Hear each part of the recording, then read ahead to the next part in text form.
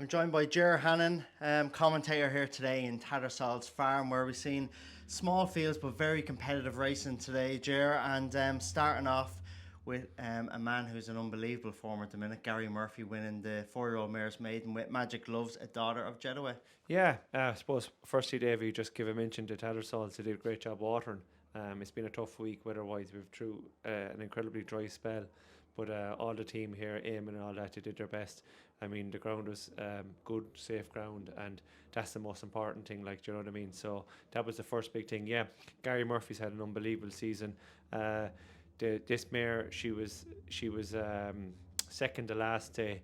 And it's a real test to Gary to have a mare that was second to come out and run again a couple of weeks later. Actually beaten by a stablemate the last day. Very impressive. Noel McFarlane just got to the front there at the second last and came up the hill in great style. And Jetaway is having a great season as well. To give him a mention, he's had a brilliant season. So Gary, absolutely very good today. Yeah. Another Sire who's got off to a very good start now, Sunball, only down the road for John and William Floods, with Red Rubio winning for Colin Bowe and Barry O'Neill. Very impressive, and just, I'd say, this horse that we could see in the future. Yeah, Barry was very confident on him, as I say. Yeah, the Floods are having a great run with their stallions. Very confident Barry, hands and heels the whole way to the line, jump brilliant, wing the last, up to the line. He's a smart horse. I hope he's going to come to the sales during the week. We have a sale on Thursday, but he was very smart. And I know Barry, you know as well, Barry had a soft spot for him. He liked him as well. So, no, that was a good performance in fairness. And Ben Haslam, who owned this horse, you know him pretty well. He does very well with his horses, doesn't he? He does, of course, and he buys a lot of them as a foals. He's involved in the industry in a couple of streams, like, and he buys foals and tips away and onto Colin, and he sells them, and he supported us at a couple of sales in Cheltenham already this year. He had a couple of horses over to December sale, so he's a man that knows the game inside out, and he's getting rewards. Absolutely great association he has with Colin. Mandika followed up then in the third race, the 5-year-old Geldon's maiden, to give Colin and Barry O'Neill a quick double. He is a full brother, of course, to Andy Dufresne.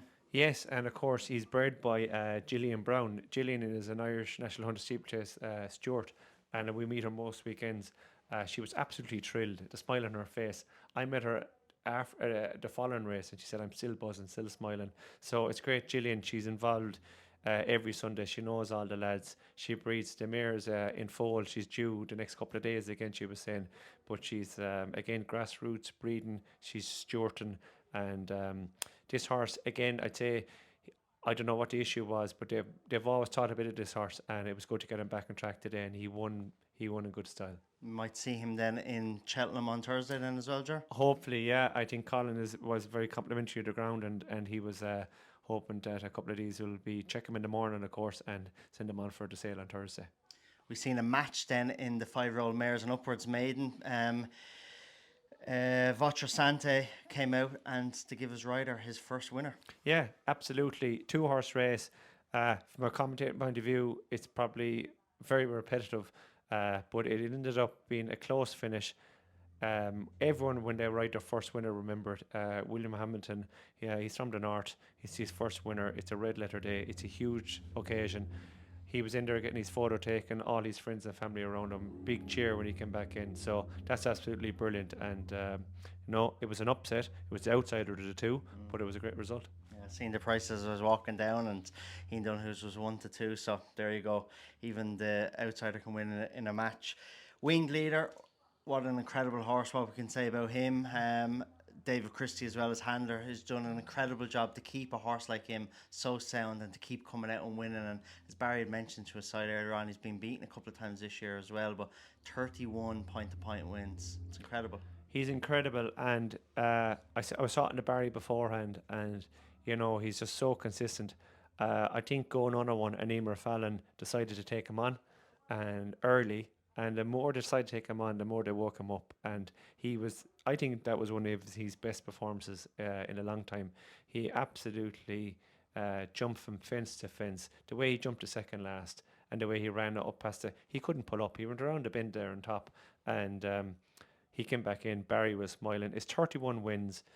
The record is 33, which is still William and Helen Bryce Smith. What a record it's been to be held for that long. But hopefully, with the form he's in, with the form David Christie's yard is in, and I think with a bit of luck, he might get to equal a record and hopefully better the record by the end of the season. Even he was as good as ever today. Yeah, he was definitely. He didn't mind that ground, and he's very versatile in terms of ground. And great contest in the last for novice riders. Turn up the volume, just held on. Looked like he was going to actually win comfortably, turning in. Yeah. And again, there, Tony Doyle is only his second winner in his career, riding for Richard O'Keefe. Gave it a real good ride. He took it up there just at the third last and went the whole way to the line. And yes, Colin Bowe did close up, but Tony was delighted and Richard O'Keefe, and a great way to finish the afternoon. Great racing today, and everyone's home safe and sound. Absolutely. Thursday, tell us a bit about it. We're going to see a lot of horses after racing at Tattersalls Cheltenham Sale. Yeah, absolutely. We're heading for 50 lots already without any of the weekend action coming in. We've been very well supported by some of the bigger consigners. We've got some lovely horses. You mentioned the Jetaway horse, Jet de Monte Carlo. Dougie Taylor selling last horse. He's one of the last horses he sold point to point was Sam Crow, if you know what I mean. So he was hugely impressive below in Ballyno. We've got Crystal Oceans. We've got 2 Crystal Oceans. Cormac Doyle's Crystal Ocean, the Freshers Week. We've got Eamon Doyle's Crystal Ocean as well. Crystal Island. Crystal Island. We've got Gary Murphy with a good walk in the park, a homebred there as well. We've got smart horses. We've got placed horses. We have a lot of 4-year-olds, a lot of 5-year-olds. There's something for everyone, and I think what we have is a lovely bunch of horses for English trainers to buy and be very competitive next season. We've seen how the standard of point, and I keep saying it. I was below myself in the Scarlet this year, and I wasn't commentating a couple of weeks ago. And the speed they were going in the 4-year-old maidens, maiden hurdles on the track wouldn't be as quick. The standard is rising every year. These horses are going to be, they've been schooled. They've been taught the right way. They're absolutely brilliant boys for the next person and the English market. And, Thursday is going to be a big sale, so it's going to be a buyer's market as well. And we want, those as many as we can, English trainers to try and get there, because there's going to be value, and we're going to look back in 12 months' time and go, Jesus, that horse was good value. And that's the beauty of the game. But no, we're very excited. All the lads have worked hard to put together the catalogue. We have a few more phone calls to do in the morning now to get it finalised, but we're looking forward to it, and it's got good depth now. It's got very good depth. And of course, sure, you'll worry about Thursday, get that out of the way, but back here next month on May 29th then for the horses and training point-to-point sale then as well. Yeah, it's a new sale. It's last year the select point-to-point sale was put together very last minute by Jamie, Barry and Eamon and Simon and all that. It was something that was needed because of the way the fixtures fell. It worked very well. They had a couple of horses make over 100,000, and those horses that made the money have all gone on and been good horses on the track, which is important. So this year there'll be another select element to it, but also what we're trying to cater for is the Irish horses that trainers want to sell in Ireland. We're going to get good support. ITM are on board. We've already a lot of calls put to English trainers that will be coming to support. We will have the buyers there, but we're hoping to get some of the bigger stables to send us drafts of horses, the likes of Gordon and Henry and Gavin and all them, and they've promised us that they will. Horses that we will, be for the English market as well. It's going to be on home soil. It's a big advantage cost-wise to the Irish trainers to sell. That's one of the key things. It's a big saving, and we will have the customers say it'll be a one-day sale, and we're very much looking forward to it. The select element will be in it, but there'll also be plenty of nice horses and training that for it.